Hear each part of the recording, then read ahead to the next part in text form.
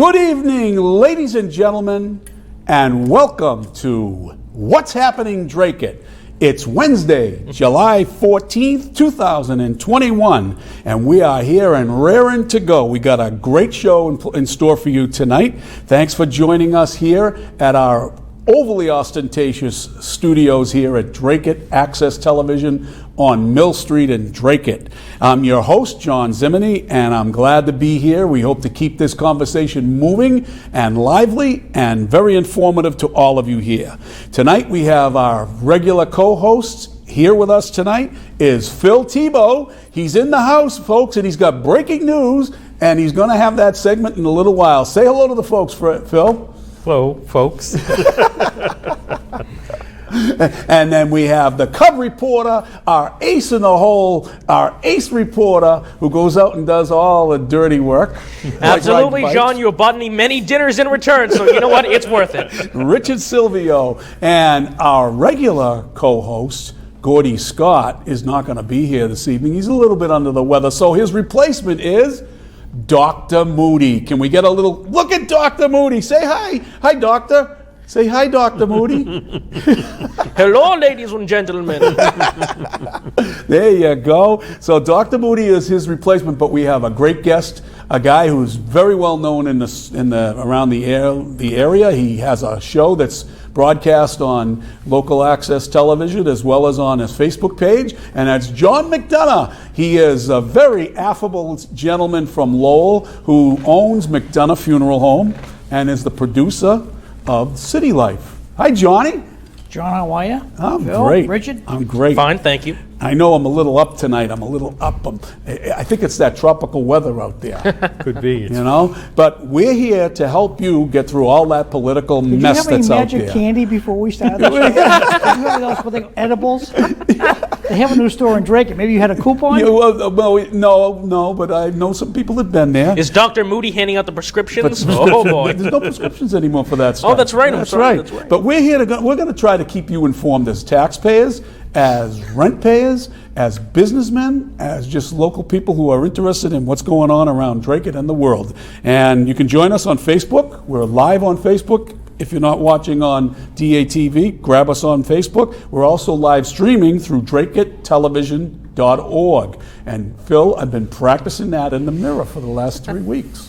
Just trying to make sure that I don't screw that up. DracutTV.org. I'm getting better at it. Oh, you can also join us by watching us on YouTube, where sometimes we're live, sometimes we're not, but Gordy's a little under the weather, so he'll upload this episode later on after he gets better. And what's happening, Dracut? You can reach us through our email at what'shappening@gmail.com.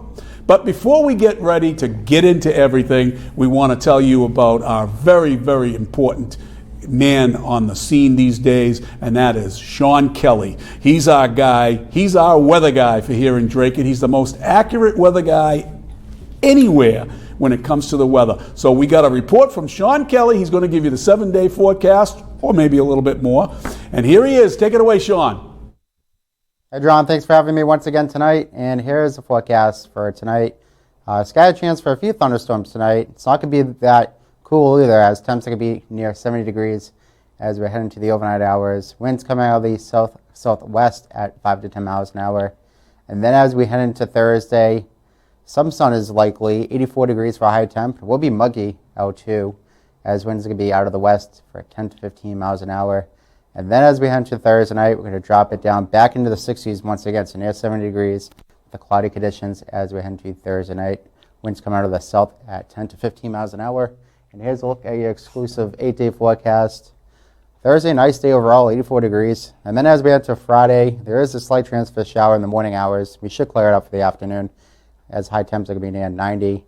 And then as we head into next week, it looks nice. Monday, Tuesday, and Wednesday, there is a slight chance for a few thunderstorms as we head into next Monday. And that's the forecast for now, everyone.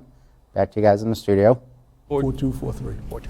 So, if you want to join in the fun, call us. We'll be happy to have you on with us. And I'm hoping that Gordy feels a little bit better and while he's watching it, maybe he'll call in. Maybe his wife, Jen, will call in and give us a little update on how he's doing. But you can reach us at 978-957-4243. What's that number, Richard? It's 978-957-4243. There you go. He's a quick learner, this kid. This kid's a quick learner. It's just TV magic. Don't get your hopes up.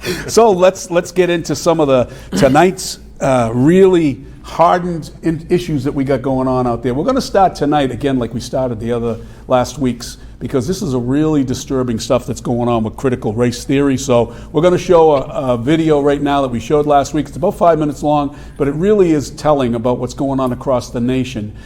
Phil, I've been looking up online at some of the different places that have been starting to jam this through, and when you get into some of these really heavily dominated liberal communities, like in California and parts of Chicago, they're really pushing this through. So I don't know if you've had a chance to look it up, look around for it.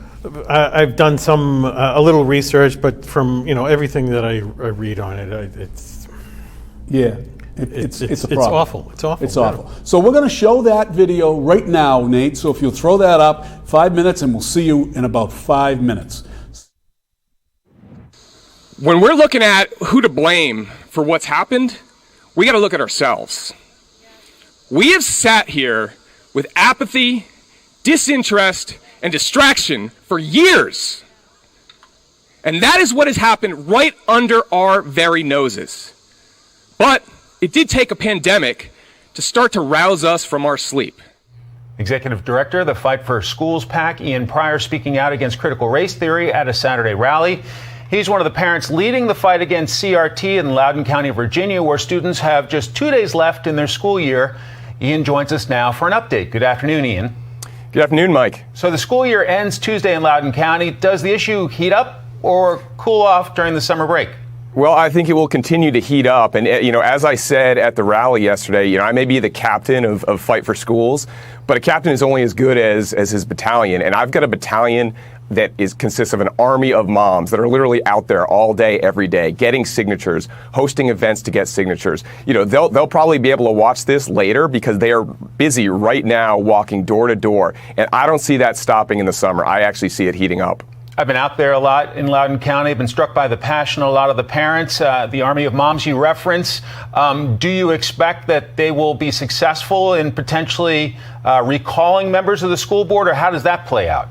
Yeah, I do think we will be successful. We reached 60% of the threshold for one of the school board members last week. Now, we haven't counted since last week, but petition signatures have been coming in by the droves.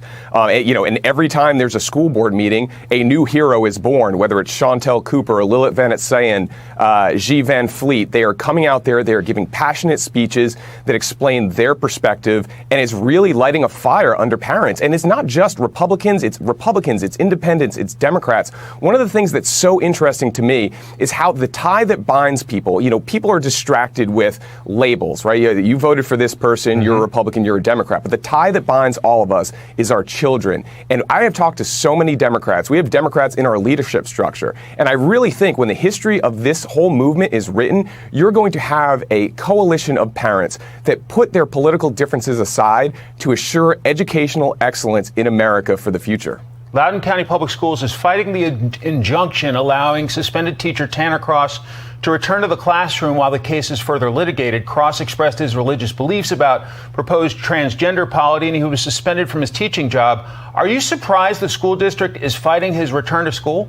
No, I'm not surprised in the least that the school district is fighting his return. I mean, they apparently didn't get the vicious slapdown they got from the court that said you violated his First Amendment rights and you were vindictive in doing so. But, this school board likes to double down on its ridiculous policies and its ridiculous decisions. So now they're appealing it to the Supreme Court of Virginia with our tax dollars in an attempt to silence a teacher's ability to go before the school board during open comment and exercise his First Amendment rights.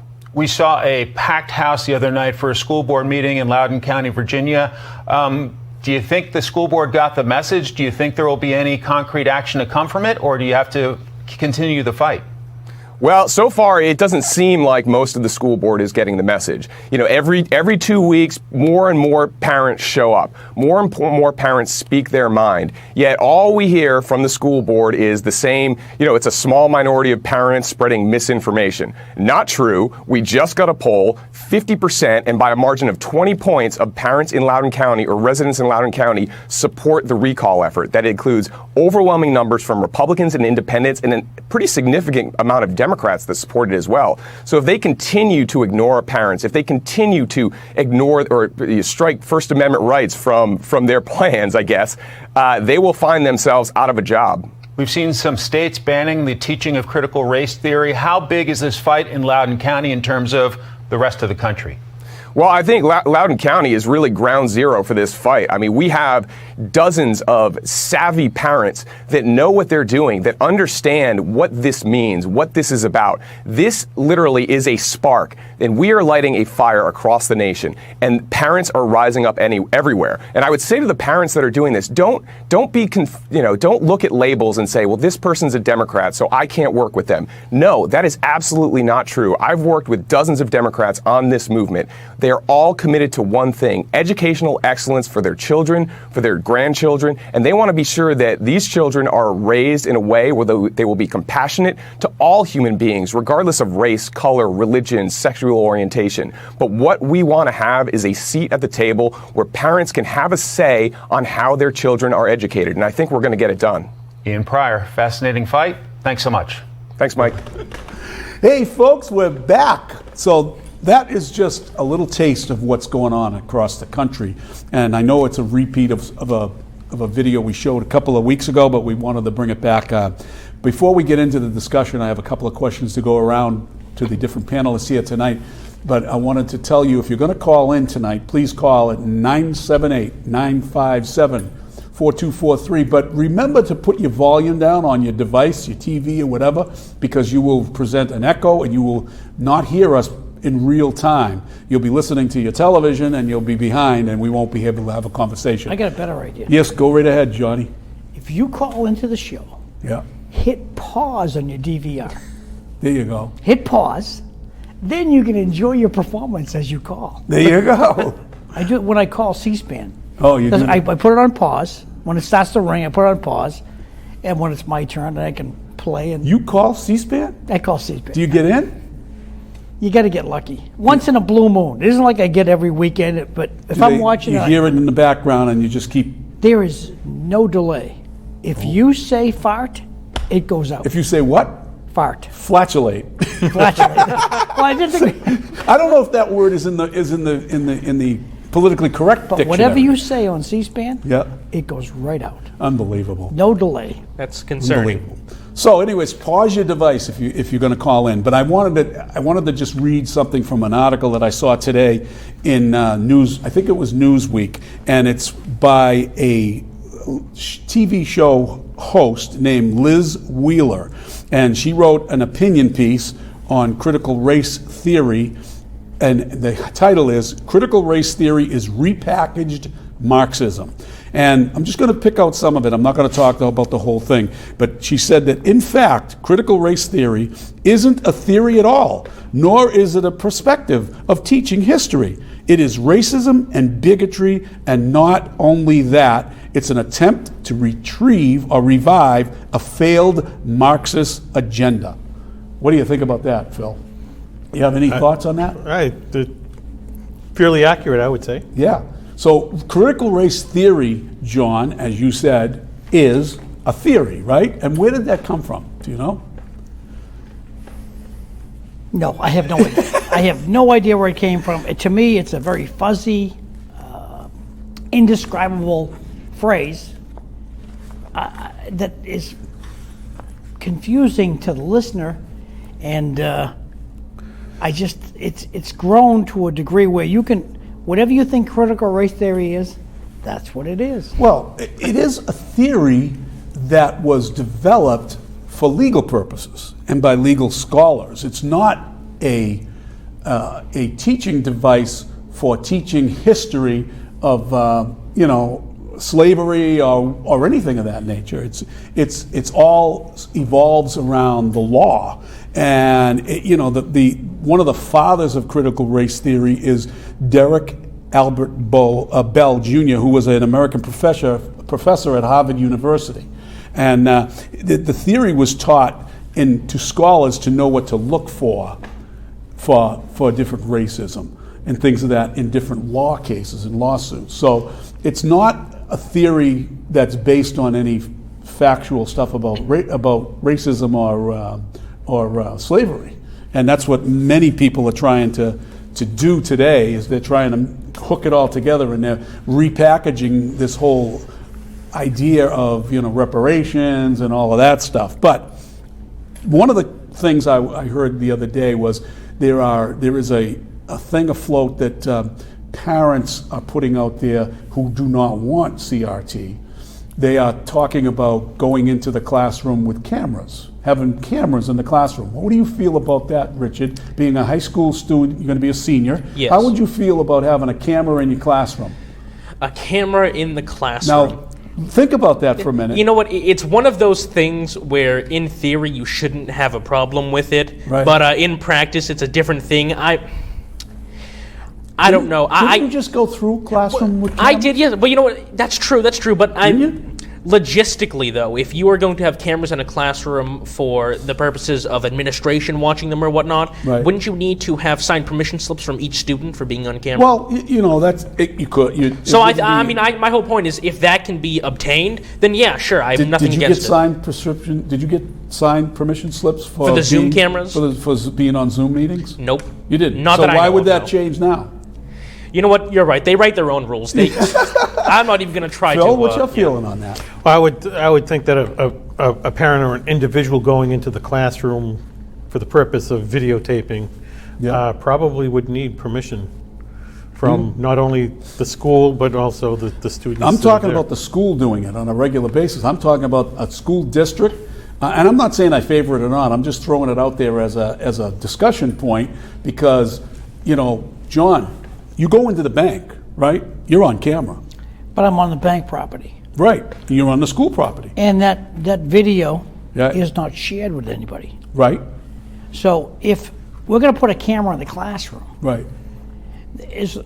and we're not going to share it with anybody, it's just for supervisory people to review what the teacher taught today, that's a great thing. Okay.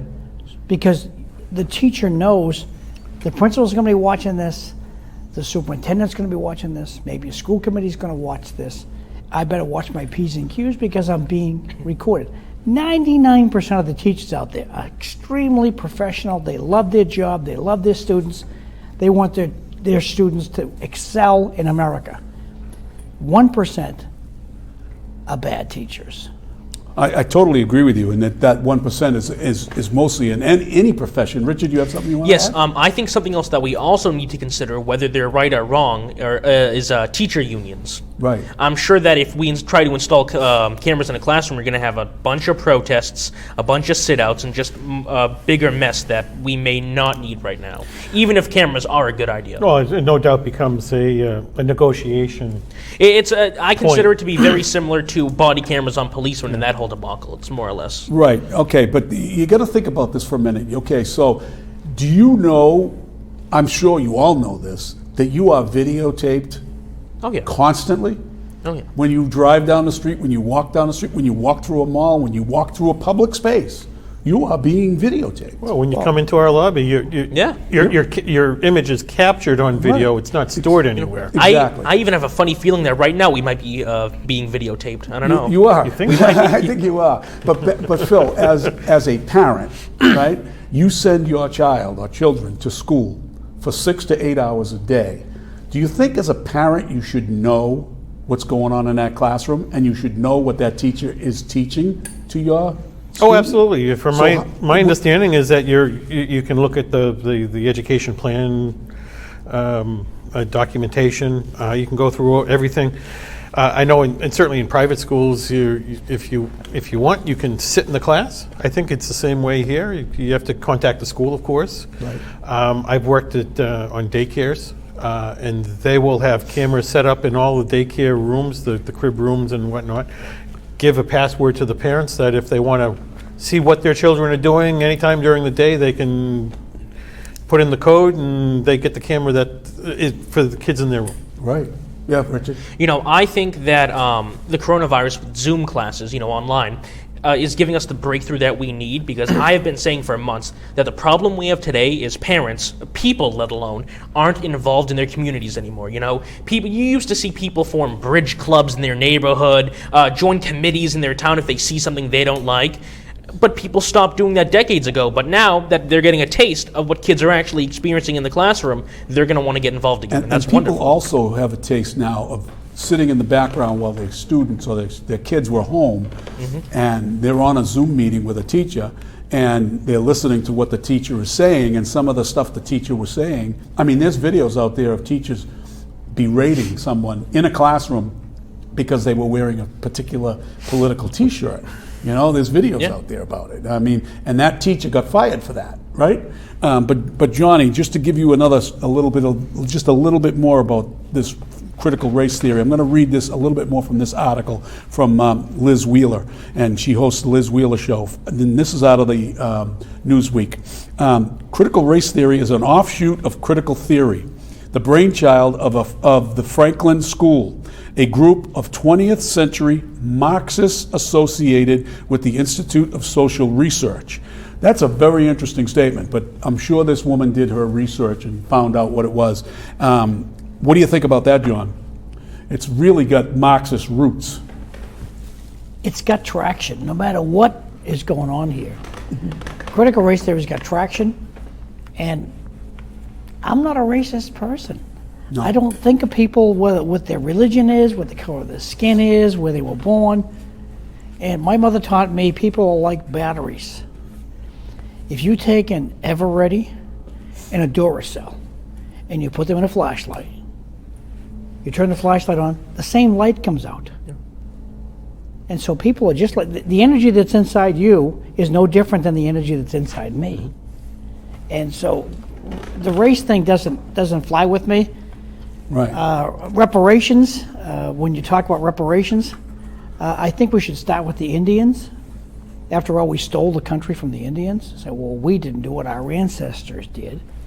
But the Indians owned Dracut, they owned Lowell, and they don't anymore. Did we pay them? No.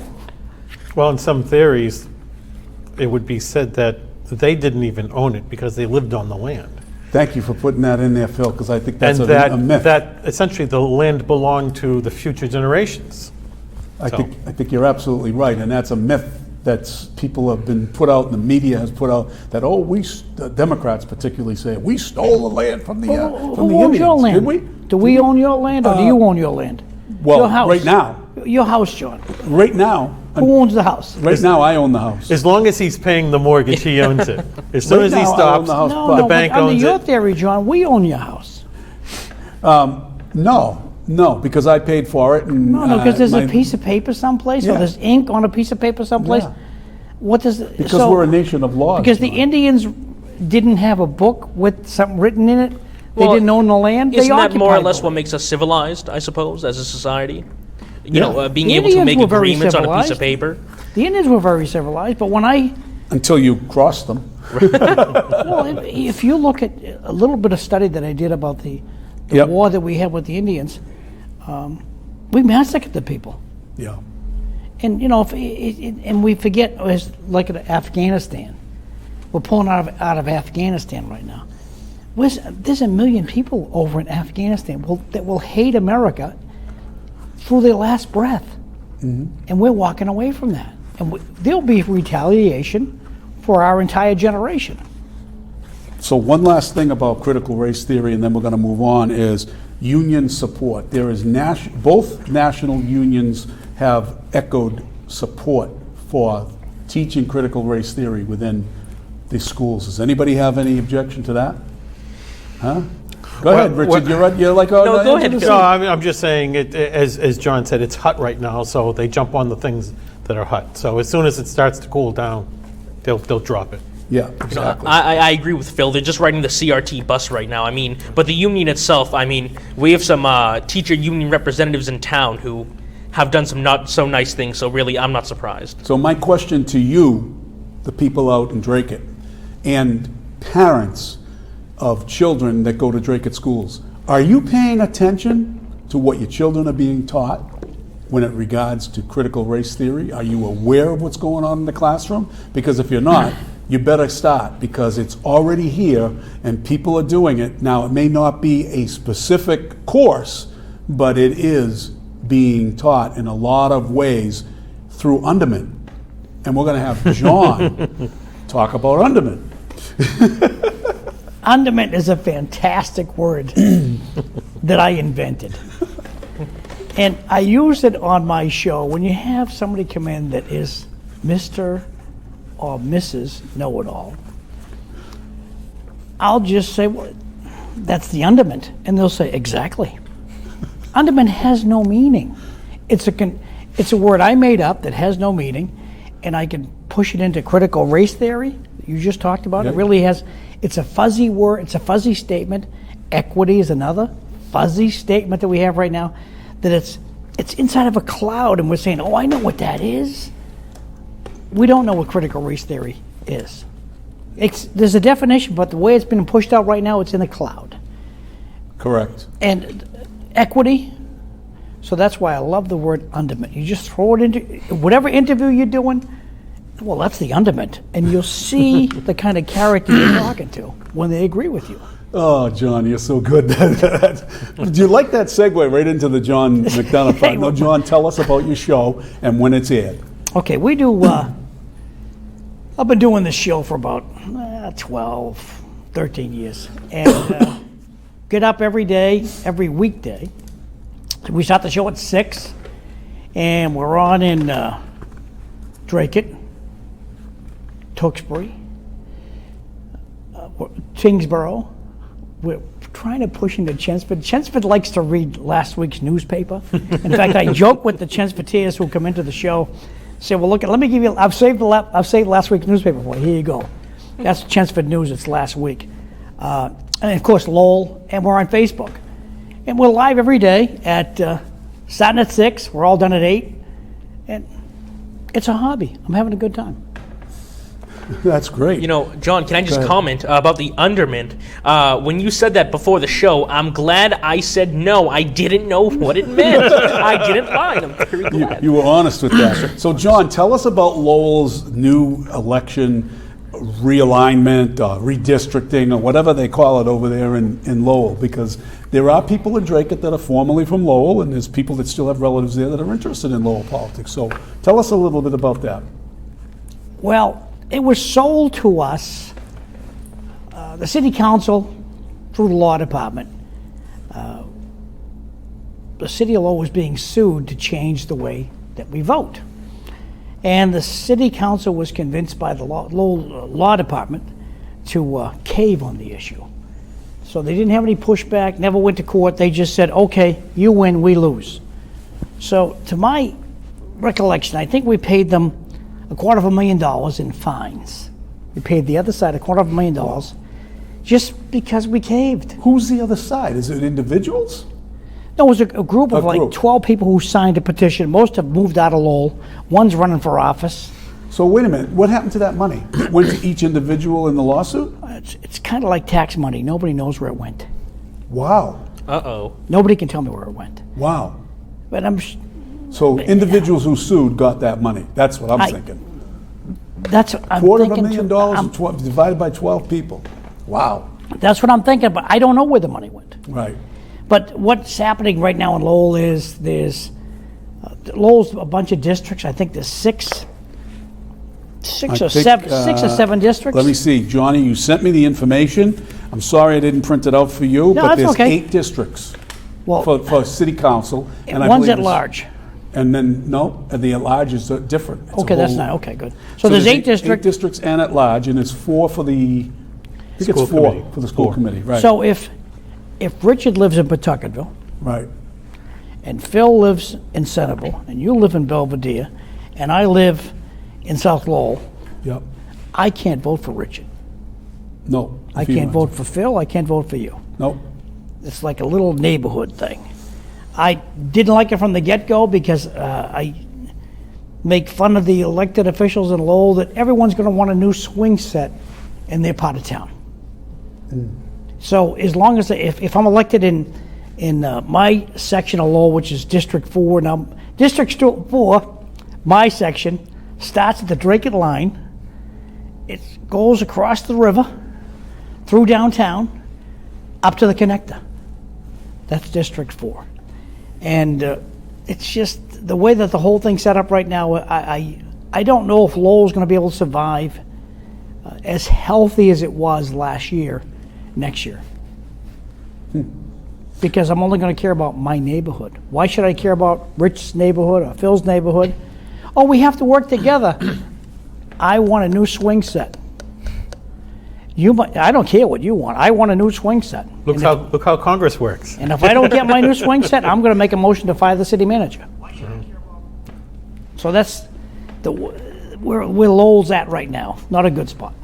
You know, John, do you mind if I ask something about Lowell politics? Sure. Because obviously I'm involved in Dracut politics, but it just so happens I'm a member of the Greater Lowell Veterans Council Volunteer Corps. There you go. And from what I hear I try to spread myself thin. And so what I hear from those guys is that some of the memorials in Lowell have been really mistreated in terms of construction projects. They have moved monuments and they haven't contacted people. They fail to put them back. Some of the American flags on the flagpoles in Lowell haven't been replaced in years. They're in awful condition. So I want to see what's happening with that. John? Okay. The park you're talking about that was disgraced by constructioneers, it was accidental. Yeah. Accidental. We all get packages dropped off by Prime, UPS, FedEx, and we all learn to walk around the house because we have everybody else, they put it at the front door. But no, not my delivery guy. He puts it down by the pool. So the delivery people for the construction material, where do you want to put it? Put it over there. Now, the guy's just a delivery guy. He has no idea that he's putting it right in front of a camera. So I think, and so the construction material was dropped off next to a veterans memorial, nice gravestone that was a little tattered, very much weathered, not groomed at all. And out of that spectacle, it now has a very groomed and rejuvenated memorial to the veteran. And that's what it took to rejuvenate the thing. When you go to different veterans monuments and you look at them in Lowell, there's tons of veterans monuments. Oh, yeah. Every street corner is named after somebody. Because World War I, we had a lot of people die from lovely Lowell. World War II, Vietnam. We lost an awful lot of people, because as long as the draft was the draft, right. So you had no choice. Your number was 52, you're going in. So either you join something or you're going to get drafted into the army, forced to go and fight a war, and sometimes you didn't come back. And so it's only right, because you gave your life to give us the good fortune that we have in this country today, that we memorialize you forever. Yeah.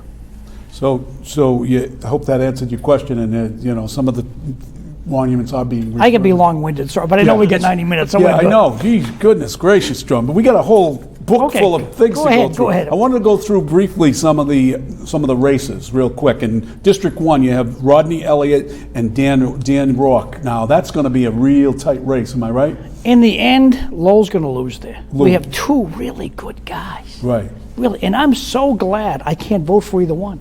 You can't, because you'd have to make a decision. No, because I don't live in their neighborhood. Yeah, you don't live in their neighborhood, so yeah. So I can't vote for him. But that's Lowell's loss. Lowell's going to lose one good guy. So who's the presumptive favorite there, or is it a toss-up? Oh. They're as popular as you and Phil. Who's going to win? Uh-oh. Well, I've never won, so. And I have, John gets that So have I, John. Boy State. I won selectman at Boy State. That's right. That's right. So it's It's impossible to tell at this point. Right. Now, for school committee in District 1, you have Stacy Thompson and Ben O'Para. Is there a presumptive favorite there that you know? Is Ben O'Para's name down there? That's what it says. Okay, then he did poll papers. That's good. I don't know Stacy, so I would vote for Ben in a heartbeat. But I can't. But I only know Ben. Ben's a good guy. Yep. And well-studied. I think he'd be a good person, but I don't know the gal who's around. Phil, do you have any favorites there? Do you know any of those candidates? No, I don't. And Richard, you don't, do you? I'm going to stick with my streak of not lying. No, I do not. Okay, so in District 2, you have Marty Hogan, right? Marty Hogan, yeah. Marty Hogan, Corey Robinson, Robert Gignac, running for councilor in District 2. Now that seems like a pretty good, those names are all recognizable, right? Mm-hmm. Yep. So who would be the presumptive winner there, or is there? Again, is that another toss-up? In the preliminarily speaking, I think that we're going to see. I'm sorry, Marty. I don't think you're going to get it. Yeah. I think that we're going to have Corey Robinson and Bob Gignac. I think those will be The runoff? in the That'll runoff. be the final? Yeah. Wow, Be that's be good. one of those guys. Okay, those are the two presumptive winners on your part. Now, how about for school committee? You got Ella, what is her name? Ellen DeRossi? Del Rossi. Yeah. Del Rossi. And Hillary Clark. Now, Hillary I know Clark's- Hillary. Yeah. I know Hillary, and I just had a little chit chat with her, and there was a slim chance that one of Hillary's relatives was a writer in the original Lone Ranger. What, really? Yeah, I like to watch on YouTube old when I have lunch. And see, So I sit in my little office and I put on Highway Patrol or something from the 50s, and I put the Lone Ranger, and I'm watching the credits, and a guy by the name of Chertok wrote the Lone Ranger. So they, that's Hillary's maiden name. So when I ran into her at a political party, I said, do you have anything to do with the Lone Ranger? And she says, I'm going to ask my grandmother because we're from Hollywood. We're from California. So, interesting. So we've got a couple people watching online. Maybe at some point, Phil, you could just give a shout out to some of the people that are out there watching. So that's on District 2. We've got to speed this up. On District 3, you have Dave Conway, Bill Samaras, and John Leahy. John Leahy's the current mayor of Lowell, right? Yep. And what do you think that's going to? I think John's little problem with the with his wife bailing out somebody might have a problem of having an effect on it. That's the talk on the street, that it's going to be Bill Samaras. Okay. But I think John Leahy's going to edge out Samaras. Okay. And then you have Andy Dakotas running against Susie. I can't pronounce Andy that. Dakota, Cadillac of a guy. Yeah. He's a is. retired school teacher, music guy, Andy and Dakota. That's a good name. loves his job, being the school committee guy, loved being a teacher, loves the students, and I think he's a keeper. In District 4, you have Ryan Rock, another Rock on the ballot. Yep. And you have Paul Belay. And Paul Belay is very popular in town. A lot of people know through him, through his band, and through the political things that he's involved with. And then you have Wayne Genest. That's Genest with a Jenness. Different than the Genest that we have in Dracut. Who's the presumptive favorite there? Today, Paul Belay. Paul Belay. Wow. That's unbelievable. And how about for school committee, you have Jim Peters, who we all know, right? And we have Hillary Clark. Now, Jim Peters and Hillary Clark, I think, they're colored on the bottom, right? I think they're both pulled out of there. They're out of it? They're going citywide, I think. Oh, they are. Okay, so they're out of that race. So that's Dominic Lay is running unopposed. Dominic Lee has nobody running against him right now. Okay, so that's an interesting one. Dominic Lay is the one that just got the seat by... They said he didn't live in town, and Yeah. my argument on that is I have a resident of Hampton Beach sticker on my car, Yeah. and I'm a resident of Lowell. So you have Kimberly Scott, Van, and Thomas. Now, Jeff Thomas just had an issue the other day, I believe. Jeff Thomas, nice guy. He had a bad night and got involved with a bunch of things that happened in downtown Lowell last weekend. And word on the street is he's going to... Drop out? He's decided not to run. Do the right thing. I have not talked to him personally about this, but word from he's going to be... In District 6, you have Sakori Chow and Justin Ford. presumptive favorite there. Sakari is a Cadillac of a guy, Yeah. and I think he's going to keep that position. Okay. And he's an incumbent. Is he? He's an incumbent. So he'll Sakari be there. Chow. Yep. Yep. City councilor, nice guy. All right. Now in District 7, you have. It doesn't look. Let me see. District 7, you have a bunch of candidates for that. Dave Willett, who happens to be what in Dracut there, Phil? Board of Health. He's Board on of the Health, Director. our health officer.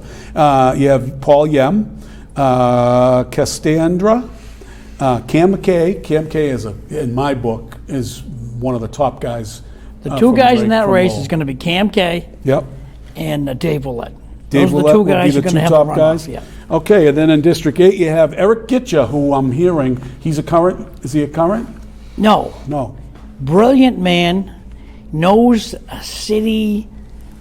He knows the wiring and the mechanics of a city, Okay, and he can tell. You cannot buffalo that man okay. when it comes to any kind of a policy or whether a program is going to work or not, because he's worked in the city, worked in municipal government his whole life, and right now he worked in Concord, came to Lowell, didn't like Lowell's fit, didn't like being told, look, you can't hire Phil. You can't hire Phil. You got to hire this guy. So Ty Chum is in trouble. Ty Chum has got a real uphill battle because Eric's he's a wizard.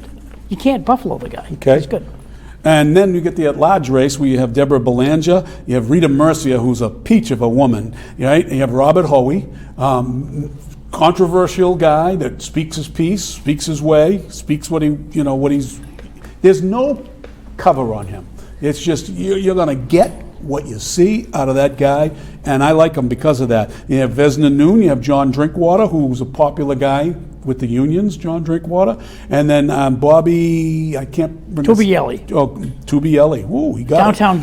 guy. That's good. And downtown. Frank Lamond. Frank Lamond, very interesting character. So how many of those candidates will move on to the final if there's 3 elected?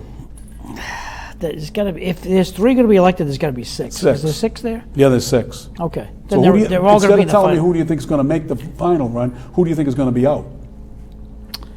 Lamond's Lamond. gone. Lamond's gone. Yeah. I'll tell you, I'm going to pick Rita, Bobby, and Drinkwater. Rita, Bobby, and Drinkwater. Yep. Oh, wow. Vesna Noon? I just don't think is he he has. one of those guys that were part of the lawsuit? Is that public? No, knowledge? he's not. He's Oh, not. okay. That's school committee guy. No, city councilor. He's out in South Lowell running against Kim Scott. Oh, I forget what district it is, but okay. Well, we'll get back to that. And of course, Mike Dillon and Jim Peters are running at large. Mike Dillon, brilliant guy. There's a guy who speaks his mind. Good kid. I watch him. I like him. I know that the unions don't like him, and I know that Jim many of the Peters. teachers don't. Jim like Peters. Jim Peters had a stroke, and Yeah. his communication skills aren't what he would like them to be. But he's a brilliant man, and when he speaks with a lot of wisdom. him. Yeah. He's a good guy. I've known him for a while through your show and what have you. But hey, I want to put a little shout out to Moose Morosky, who's recovering at home. Moose had a little episode about a month and a half ago that landed him in the hospital, and he recovered from that. But they knew that down the line they were going to have to do a procedure, and he had a procedure done yesterday, put a pacemaker in. He's having a little bit of a rough time today, but he's home, he's resting, but he's a little bit slowed down. But I wanted to shout out to my good friend Moose. Moose, I know I owe you lunch, but you paid the last time. But as John McDonough would say, that Zimini is Cheap. But I'm gonna bring. Well, as soon as you feel well, we'll go to lunch. All right, my Oh, friend. let me tell you a little story about John's cheapness. Oh boy, Oh God, the I Jack says- Benny of public access. he's gonna expose something now. I says, she's telling me, look, I'm from Dracut, and we have a reputation, we're cheap. I says, John, no, frugal. He says, no, we're not going to waste any extra letters. Cheap is what I am. That's right. So get well fast, Gordy. I mean, Moose. We'll talk soon. And Gordy Scott, our co-host, as we alluded to earlier tonight, Phil. Well, he's had a little. Jen is watching. He's us, had a so- little issue, and how I know that he was released from the hospital, but tell us a little bit about So- what you think. Well, I think it's known, he had a kidney stone. Right. He's not here. Right. What a baby.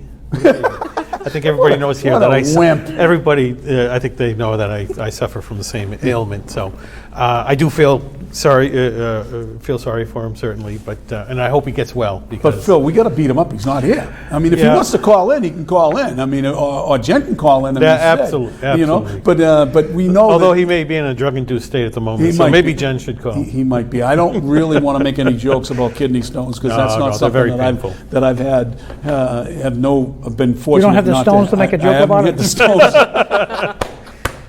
I haven't had the stones to get kidney stones, I guess, or to cope with it. But anyways, we wanted to just make sure that we reach out and say hello and hope that both of those gentlemen recover quickly. And Gordy, we got to get you on the show next time, get you back here because people are asking about you. So we've got a couple of other things we're going to get in here real quick, and I wanted to introduce to you a new contest that we're going to have.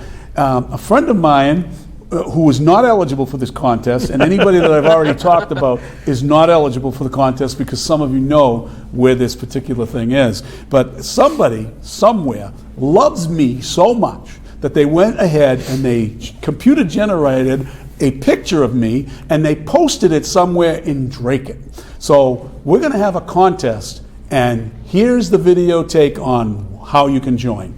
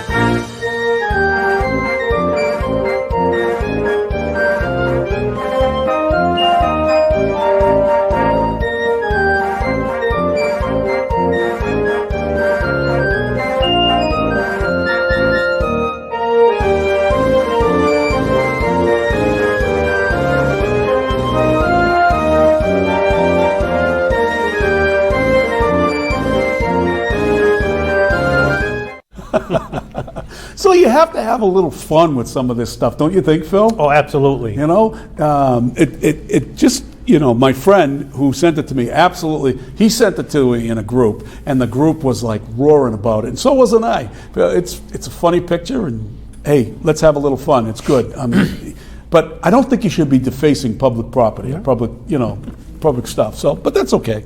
Anyways, we're gonna, if you know where that is, email us, be the 7th person to email us, and with the correct location, and you're going to win a gift certificate to a local restaurant of your choice. I'll give you. I'm not going to tell you what. Well, the it's not price dinner is with gonna you? I thought it was dinner with you. be. It could be dinner with me if you want.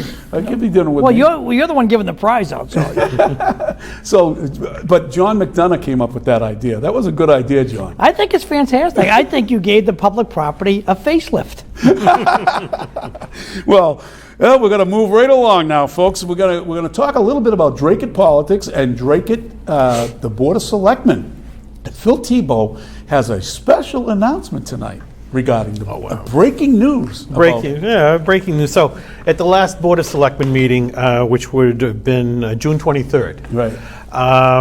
it was they had one public hearing, and then under the agenda, it's listed executive session. Wait, are they still working for free? No, they get $2,000 a year. And they work They're once a way month? overpaid. Go ahead. Once a month? Now it is. Twice. Well, summer schedule. And is- during COVID, it was close So, to that. Yeah. So they have listed executive session. Now, John, you have been a selectman in the past, and I've been on boards, and you have executive session. Typically, there's a little more information than what was written here, and in the agenda, it was written as executive session pursuant to Mass General Law, blah, blah, blah, to discuss strategy with respect to collective bargaining or litigation in an open meeting may have detrimental effect to the bargaining or litigation position of the public board as so declared by the chairman. So, agendas are supposed to be somewhat specific. Right. So what's the purpose of that executive session? And this it left me questioning. Right. Is it both, as it was here, collective bargaining and litigation? Or litigation? Which one? Yeah. Or what litigation? The or what public has a right litigation? to know what Or the what litigation is. litigation? It's So- not a general statement. So, executive session, you can, under the guidelines, you have to convene an open session, state the reason for the executive session, stating all subjects that may be revealed without compromising the purpose. State whether the public body will be reconvening in open session or ending in executive session, essentially coming out of executive session just to close. And take a roll call to go into a session and out of session. And there are reasons to go into executive session. There are 10 legitimate reasons. Reputation of a character or position, conduct strategy session preparation for non-union personnel, and the like.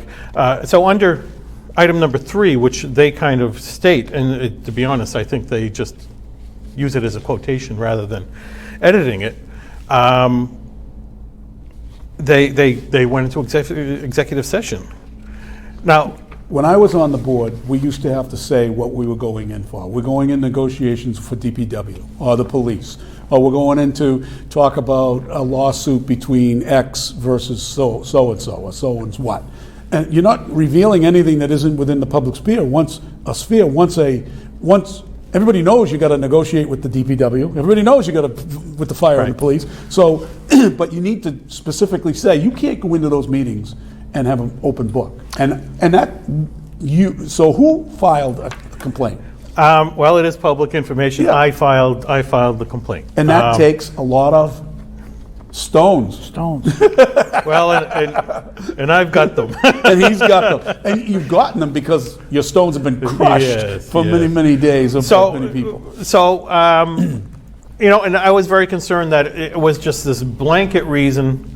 The chairman of the selectmen this is her second year of her first term. She's been made chairman. And so, I'm not sure what to do. But of course, you have Mr. Force here, who's been on the Board of Selectmen for 6 years now, Right. or so. Chairman on a number of committees for at least a half dozen or a dozen years. You have Joe Dracut, who's been hanging around as long as dirt. Way too late. Exactly.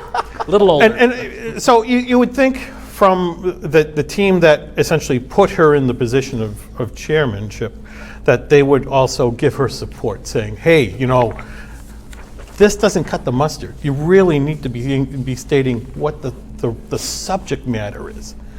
And so I filed a complaint because not only did it not say here, but I believe the week before, Joe Dracut had mentioned something about DATV in executive session. So it's like, well, was something talked about about DATV in executive session? I don't know. Right. This doesn't say anything. Right. And that would be absolutely illegal to go in there. There's nothing going on that they should be. The contract that we're talking about is an MOU, Memorandum of Understanding, and it should be publicly discussed. Correct. Because there's no money that the town is paying to DATV. So in the complaint that you filed, you're also asked for a remedy of your complaint. Correct. And so I'm thinking reasonably, just tell us what you went to executive session for. From my understanding, it's to discuss litigation with an individual. That's all I've been told. So Angel is telling us that she's watching, by the way, tonight, and she's telling us both committees, the school committee and the Board of Selectmen, use the same boilerplate statement. Well, Angel, the school committee is also in violation of the open meeting laws. And you've had some contact, without getting into the gist of it, you've had contact with, I have. with somebody. With somebody. Yeah. And you think that it's coming into a resolution, and that resolution would be? So the complaint needs to be addressed within 14 business days of the filing of the complaint. So that would bring the last day, I believe, to July 20th, which also just happens to be the Board of Selectmen's next meeting, so. So you expect to hear something of this? Well, I believe I'm supposed to be contacted before that. Yeah, and you haven't been contacted? I have not been Not contacted. officially by... Not officially. Right. Now, what else is being said here? There's a bunch of things going on here. I think they have to really... It's not to be spiteful or anything like that, but John McDonough has a famous statement about this, and I'm going to ask John the question. What's the penalty for open meeting violation? There isn't any. It's a public flogging, basically. What I don't understand is, why don't you just record the meeting? So you're elected to the body, and we're going to go into a secret squirrel meeting. As Bob Hoey would say so affably. Secret squirrel. Shh. And we're going to talk about eggs and bacon. And so, okay, we go off into executive session, secret squirrel meeting, and we're going to talk about eggs and bacon. They close the doors. As an elected official, you have an obligation to protect the public. So when you go in the closed doors, just say, I want to be right up front with you. I am recording this meeting for my own personal use. And you put your cell phone on and you stick it in your pocket like this so the camera's sticking out. Yeah. And you just sit there. And every one of them will wet their pants. No one will object because this is on.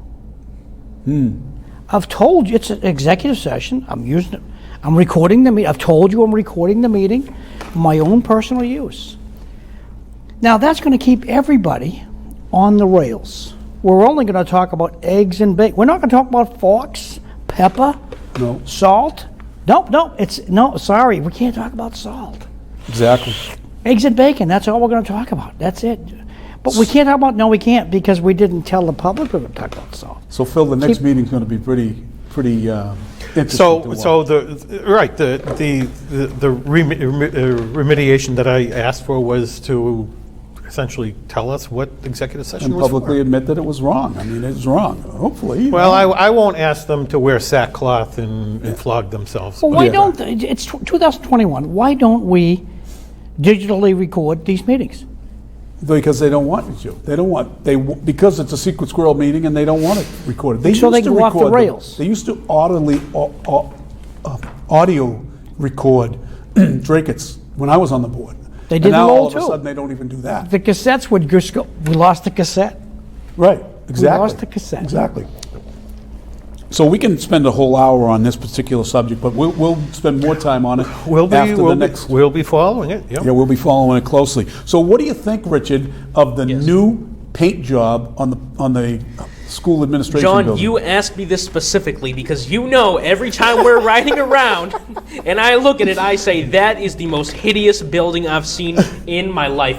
I am sorry, they did a good job painting it. I'll give them credit for that, but I don't like change. I like the red. I think it looked nice. I don't know why they waste money changing colors. Phil, do you have an opinion of it? Because I don't like how the body color and the trim color match. I don't think they match. yeah, and I think that's what gonna sets change it off. Aren't they going to change I don't the know. trim? I don't think they know, are. but I think that's what sets it off. And they took down those two big trees in front of the building. There and were I know- two very poorly maintained pines. Who's the they?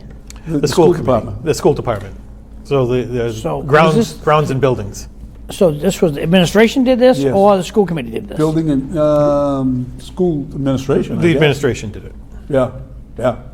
I mean, there was some upset people about taking down those pines, but I'm not sure those pines were safe. Those pines weren't in good condition to They begin weren't in with, good so. condition.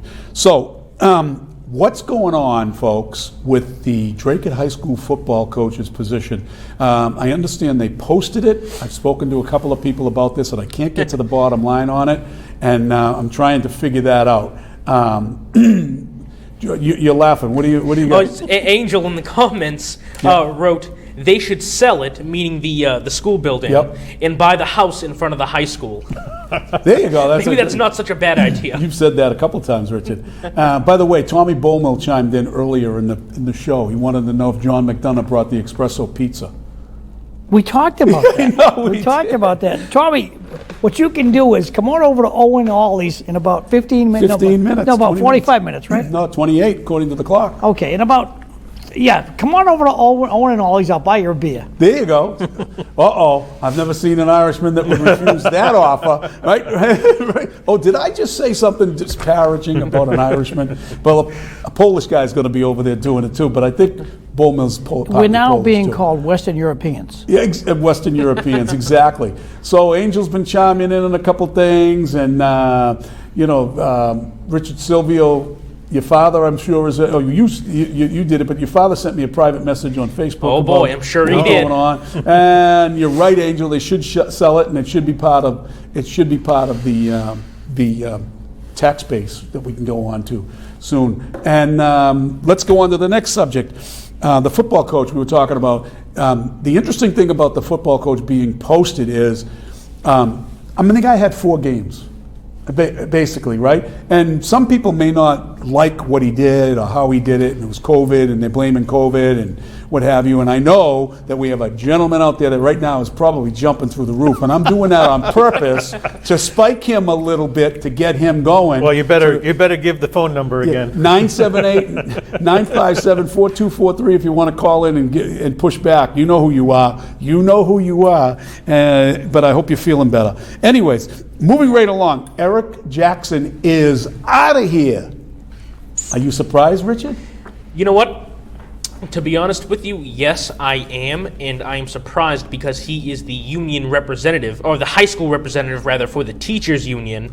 So I really thought that they were going to back him up. Well, do we know in what terms he left on, or? Phil, do we know anything about the terms? I don't know. I just heard essentially through the rumor mill that he was gone. So. Yeah. Well, in that case, I wouldn't be surprised if it was a retirement thing. Yeah, well, I don't think he'd be retired because he's too young. You know who Eric Jackson is?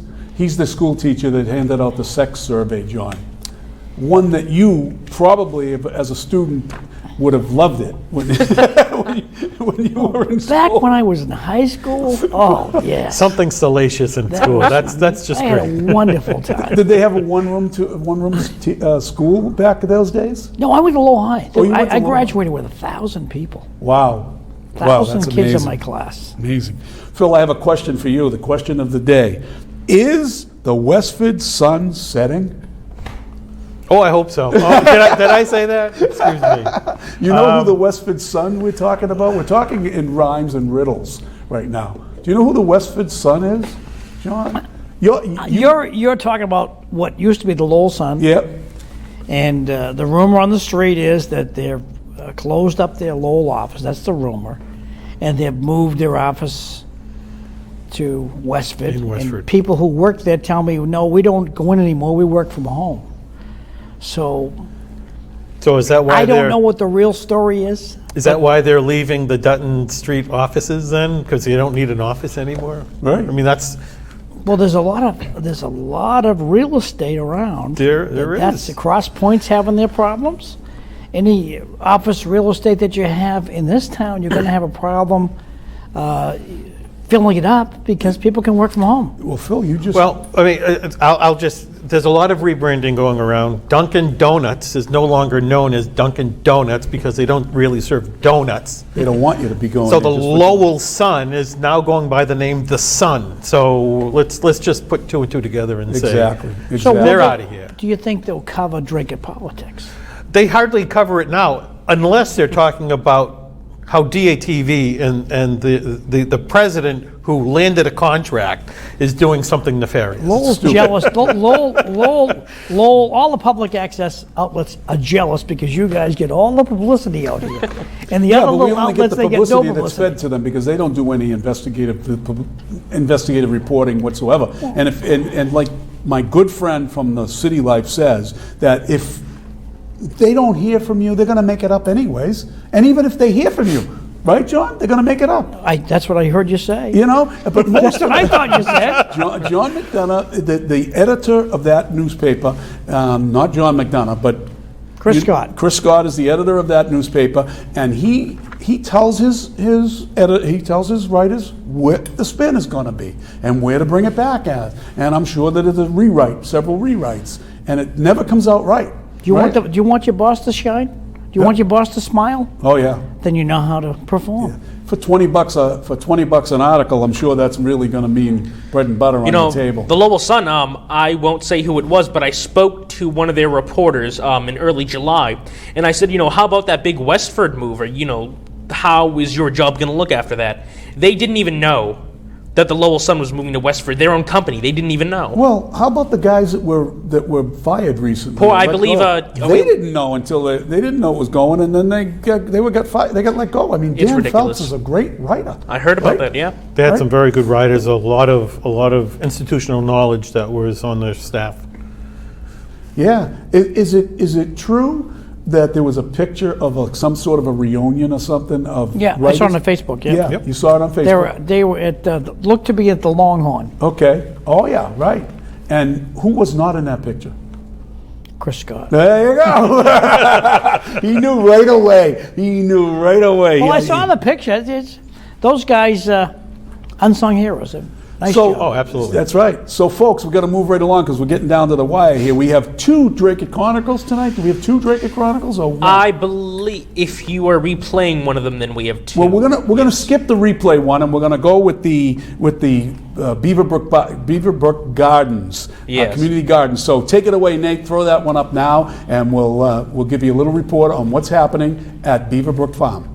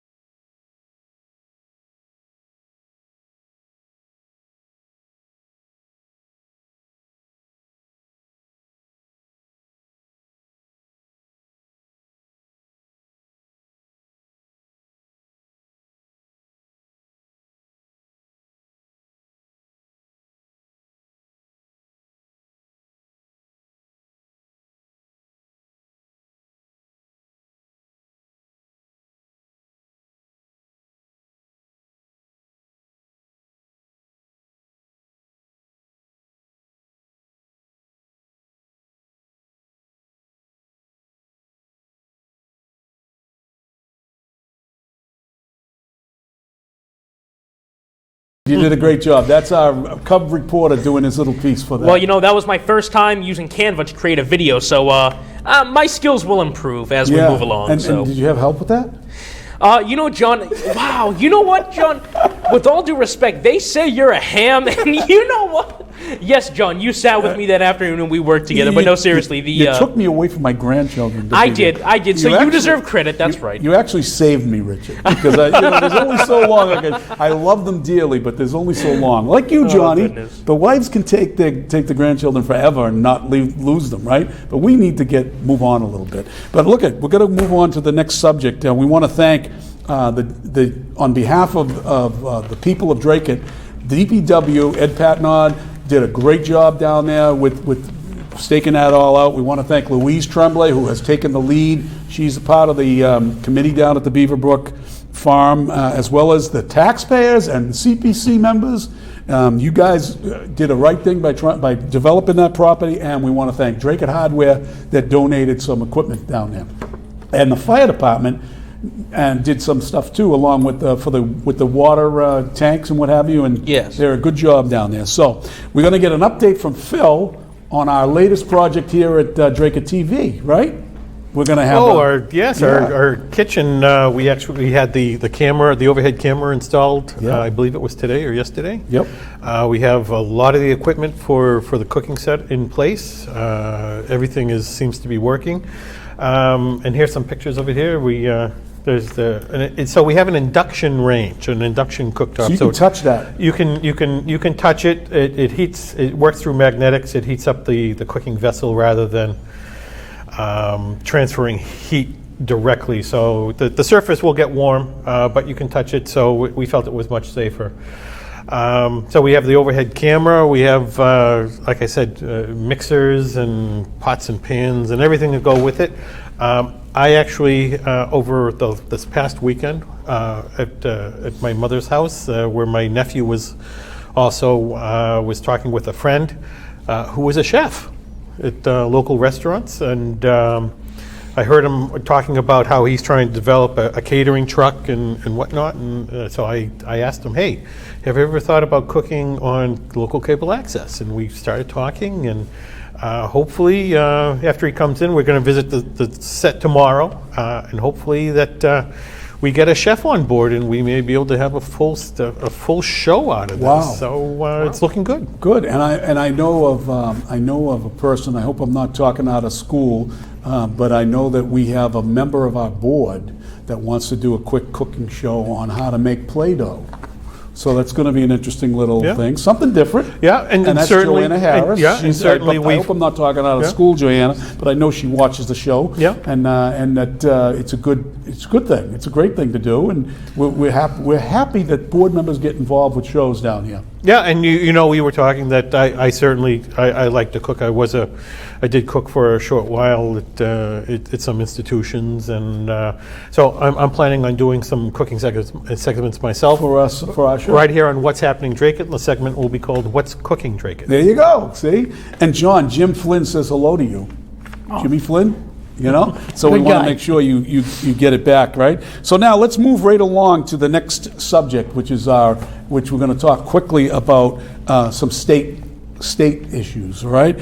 Jeff Deal, a former representative from the South Shore who ran for senator against Elizabeth Warren, has announced he's running for governor, regardless of what the current incumbent does, Charlie Baker, or if Karen Polito decide. What's your thoughts on that, John? Real quick here, buddy. You think It's time for a change. I don't know of any department, and if you have a department that's pushing excellence out the door, please put it into my ear. I don't know any department in the Commonwealth of Massachusetts that's pushing excellence out the door. Phil, you have a feeling about that?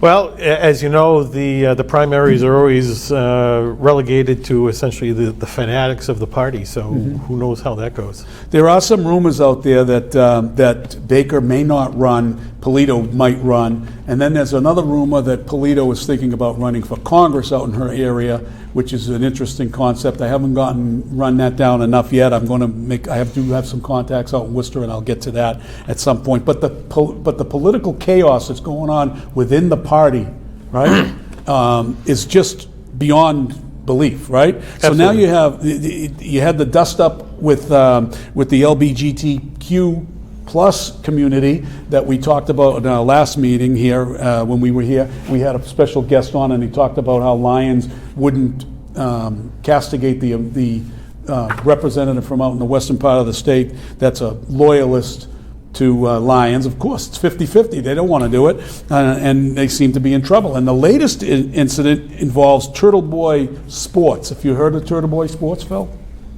Turtle Boy Sports is out in Worcester area, but he pretty well goes all over the state, right? And he's talking about this the guy who's been accused of I'm trying to get the name of the guy. Where is it? I can't find it. I'm going to pass right over that real quick because I don't know who it was. Do you remember the guy's name? I don't. I don't have it on this piece of Is paper. this Republicans or Democrats? He's a Republican. So when the Republicans start to win, the Democrats will worry about it. Right. The Republicans will continue to lose because they have no machine. And they don't think they're good. They have a 1962 Rambler with no battery and no tires. Yeah. So the machine the Republicans have will never take them anywhere. The Democrats have So a the Republican, fantastic machine. yeah. So the Republican in question is the vice chairman of the GOP, and he's a loyalist to. If you could look that up on your phone real quick, Richard. Yeah, I know that's not the vice chairman of the Republican Party has he had ever been elected to anything? issues. I don't think he has, but he's been an activist within the party for many years. There's a lot of pictures with him out there and different things going on across the board. so- Is it Mike Johnson? It might be. It might be. Vice chair of the House Republican Conference. Right. It might be. Well, anyways. So what John was saying about the Republican... No, I don't think he's a Republican conference. That's different. Go ahead. Well, So what John is saying about the Republican Party, the GOP in Massachusetts, is really spot on. But he didn't go far enough. The GOP in Massachusetts will eat their young. They will. Well, we had it here in Dracut, didn't we? They do. We had it here in terrible. Dracut. We had it here in Dracut. That's correct. I was looking for an email address to go after Lions because I'm now registered as a Republican. The bottom line, yes, I registered as a Republican because I'm sick and tired of some of the stuff i.e. that's the red going on. tie. And yeah, so the bottom line here is he was on a local radio show Saturday, and he mentioned how they're working to build the party from the ground up through grassroots and House of Representatives and the Senate. He says much like the Arkansas model, where now the House and Senate and the governor are all Republicans. And I was shouting at the radio. Well, you could have knocked me over with a feather when he said that. Yeah, because I want to send him an email and ask him about, well, why did one of his lieutenants, a local guy named Brian Janest, who's a head, he's a state committee man. State committee man. And what did he do? So I was running for selectman. I'm a registered Republican, and he endorsed my opponent. Yeah, amazing, huh? Yes, who is not a registered Republican. And that's one of the things that Yes, just and as a boggles matter of my fact, mind. and he went in so far on, I believe it was on Facebook, to label me as Dr. Evil. Right, exactly. So that's another fight for another day. Well, we're going to talk about quickly, John. I got to move right along because I want to get this Cuban Go thing ahead. in. We're going to lunch after. We got the video. We got a video about continue the next door. Cuban protests going on down in Cuba, and the current administration wants to make it about COVID and medical stuff, but that's not what it's about. It's about liberty. Let's hear this. Let's see this tape.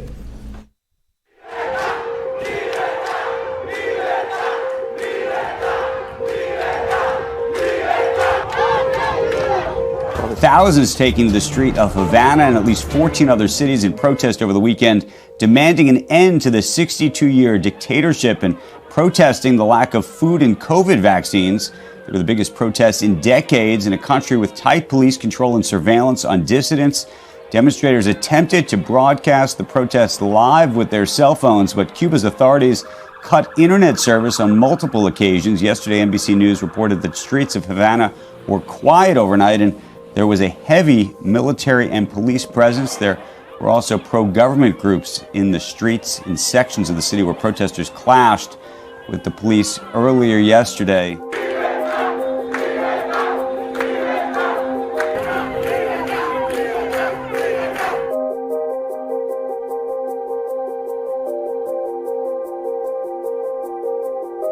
And the eyes of the world are on Cuba. The world now can see clearly the true face of the Cuban government.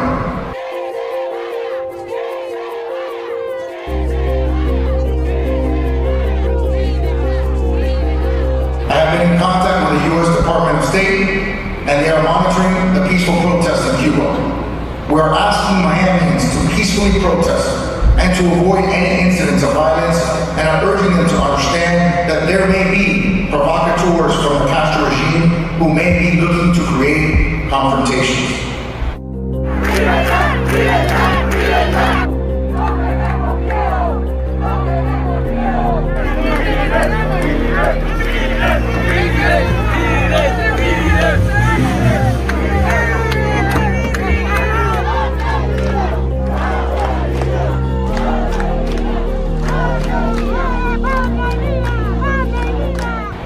The regime must end now. It is not negotiable. The Cuban people on the streets are demanding the end of the regime, and we must not betray them. We ask the National Police and the armed forces in Cuba to support the people.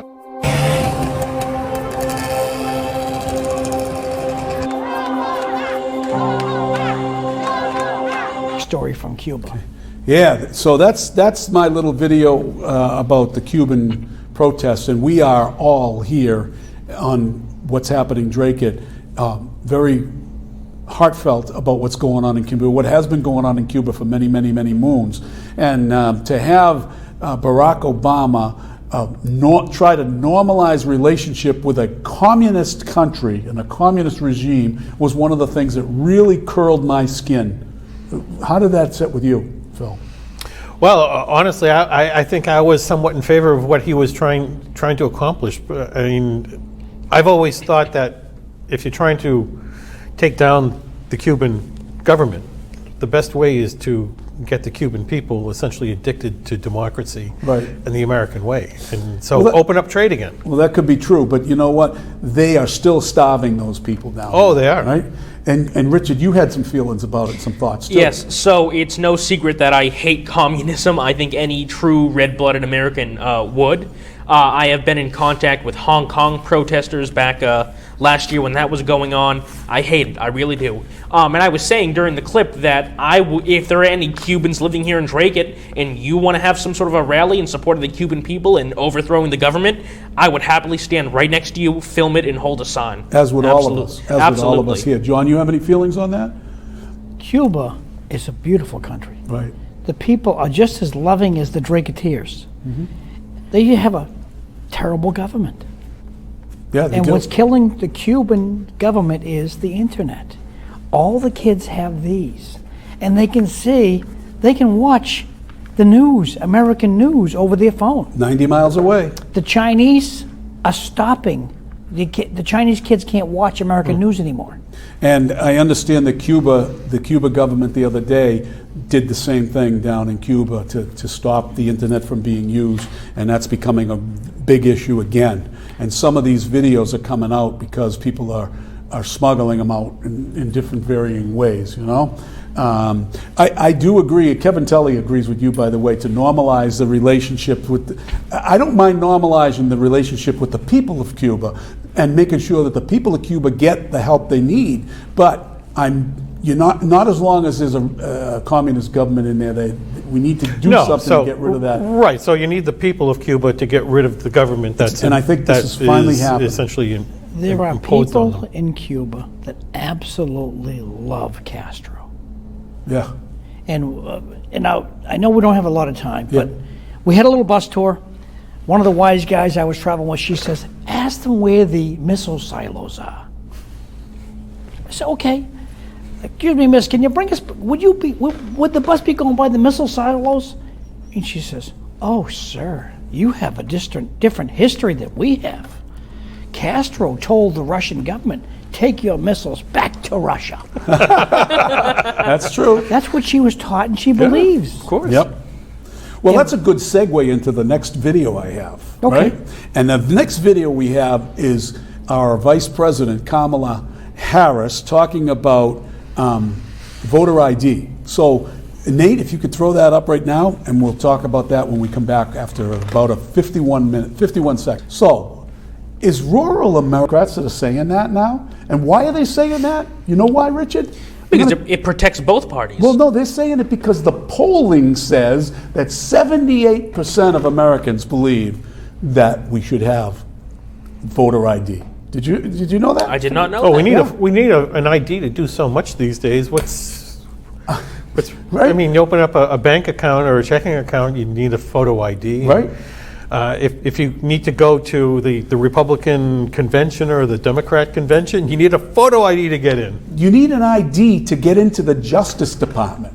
Right? A senator, a congressman, who for the most part are well known, they need to show an ID to get into that building. But you don't need to get one town hall.